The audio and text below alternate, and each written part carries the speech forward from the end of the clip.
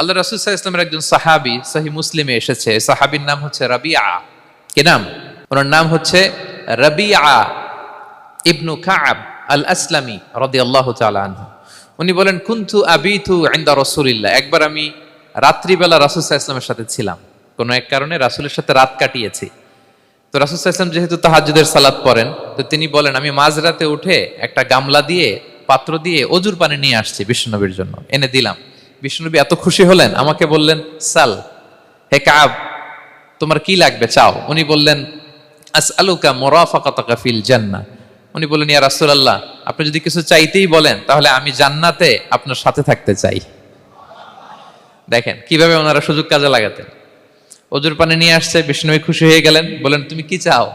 বলে, আসআলুকা মুরাফাকাতাকা ফিল জান্নাহ। বড়টাই চাইছে, ছোটখাটো জিনিস চাই নাই। যে নবী, হে, আমি জান্নাতে আপনার সাথী হতে চাই। বিষ্ণু বললেন, আওয়া গায়রা যালিক, আর কিছু চাও, অন্য কিছু লাগবে? বলতেছে, না, উরিদু যাক, শুধু এইটাই চাই। তখন বিষ্ণু সাল্লাল্লাহু আলাইহি ওয়াসাল্লাম বললেন, আইন্নি আলা নাফসিকা বিকাসরাতি সুজুদ, এই মর্তবা যদি তুমি চাও তাহলে বেশি বেশি সেজদায় লুটিয়ে থাকো। আলাইকা বিকাসরাতি সুজুদ, বেশি বেশি সেজদা দিও। যদি সেজদায় পড়ে থাকতে পারো তাহলে জান্নাতে আমার সাথী হতে পারবা। আল্লাহু আকবার।